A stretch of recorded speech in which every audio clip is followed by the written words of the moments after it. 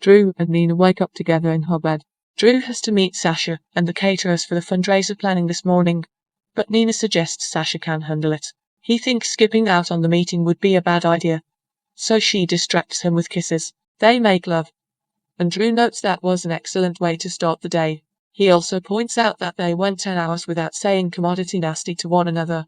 He has to get going, but they plan to get together again soon. Spinelli and Matt try to play frisbee with James in the demesne, but he's unhappy and doesn't pay attention. Felicia and Maxie give Mac a look, and he asks, "What did I do?" Spinelli tries to talk to James alone, who says he's weird. Spinelli asks what he wants to do, and James admits he wants to ride nags with Cody, but Grandpa Max says no. Meanwhile, Matt tells Felicia and Maxie the estate he set up for James to ride at is excellent, but Maxie says Cody isn't there.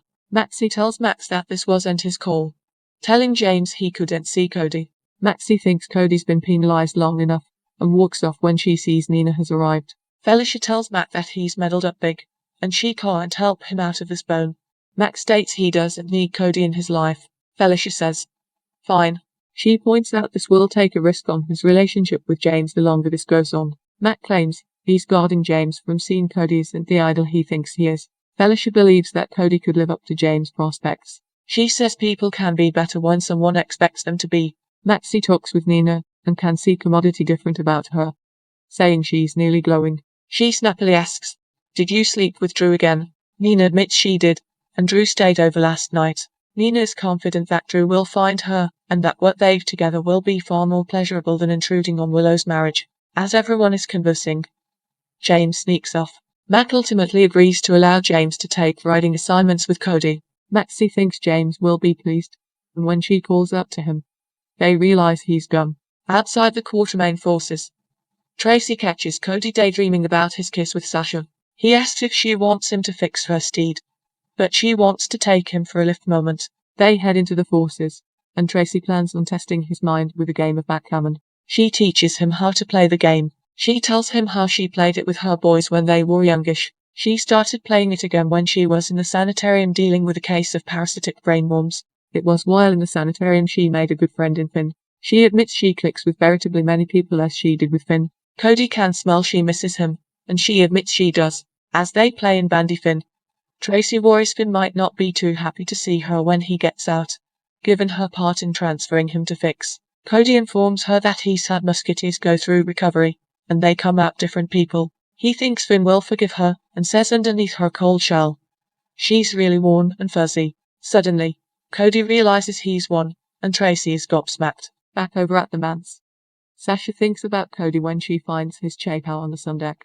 Willow suggests she take it back to him, but she's supposed to meet with Drew and some caterers about planning a fundraiser. They head into the kitchen, and Sasha doesn't know where Drew is or what's keeping him. She asks Willow if she could call him, as she's his favorite fundraiser. Willow admits she and Drew do, and see one another important at the new institute, and soon she won't be crossing paths with him at all. Michael walks by and asks, "What does that mean?"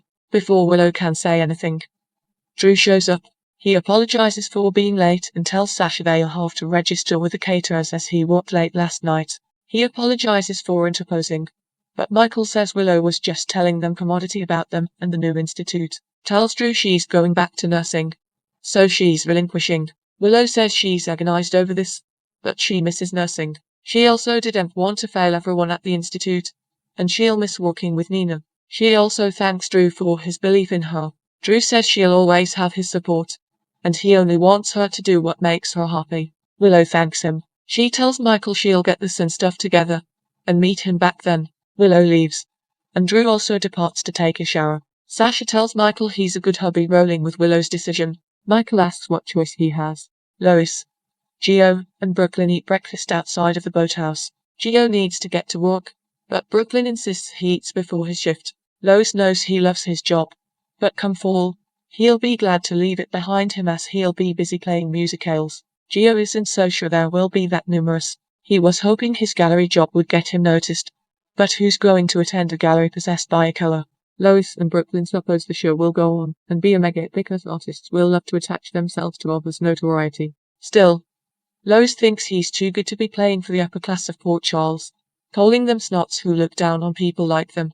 Gio doesn't watch what people suppose of him. Only many opinions count to him. Like Sonny's. They tell him that Sonny won't suppose low of him for keeping his word to play out of his show. Lois says that Sonny isn't his keeper. Gio doesn't want to let Sonny down. Gio takes off, and Brooklyn notes her mom is generally Sonny's biggest addict. So what gives? Latterly, Willow goes to the boathouse looking for inventories. Drew finds her, and she tries to give him the cold shoulder when he offers help. Drew hopes she's not making a mistake in going back to nursing. Willow explains that being at the sanitarium and helping Christine lately made her realize how happy nursing makes her. She offers to keep doing the PSA until they find a relief. Drew wants her to be honest.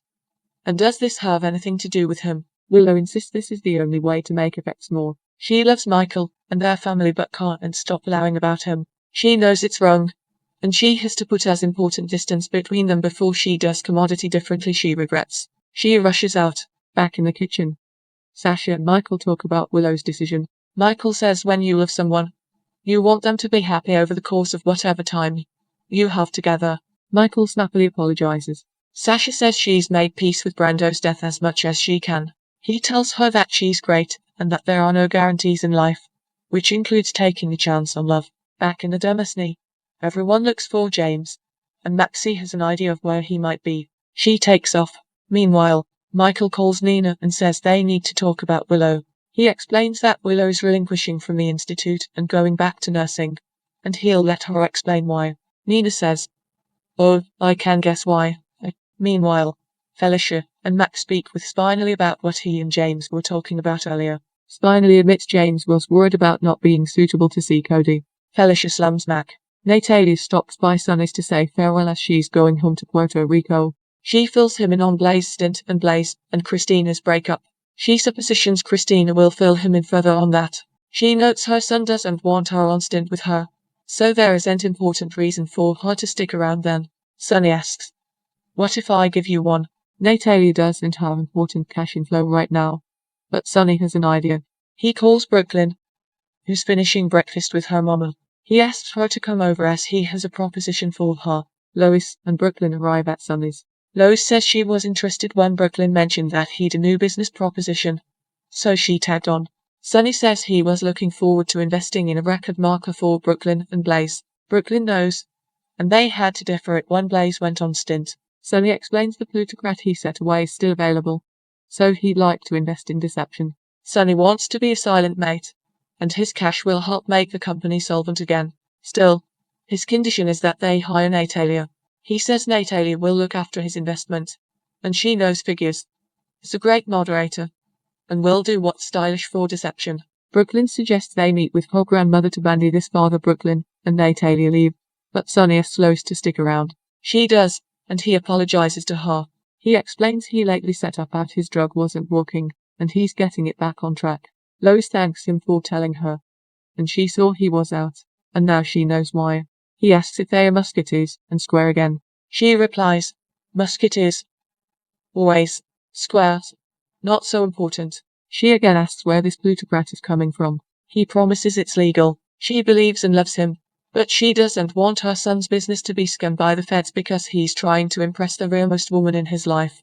At the forces, Tracy claims Cody cheated or that he'd attracted her with all his questions. Sasha arrives with Cody's chapeau, and Tracy steps out when she gets a call from Brooklyn. Sasha gives Cody the chapeau she set up, and says she also set up her senses. She's tired of playing it safe, and says they should do this. Cody asks, "Do what?" She pulls him into a kiss. As they really begin to go for it, Maxie barges in and is profusely sorry. She asks if either of them has seen James. Brooklyn and Natalia meet with Tracy at deception to bandy an investment from a bank into the company, and about Natalia coming on board. Tracy asks what Natalia's part would be. Natalia was allowing of CFO. Tracy wants the name of the bank that's investing in them. Brooklyn admits it's the Bank of Sonny. Tracy countries.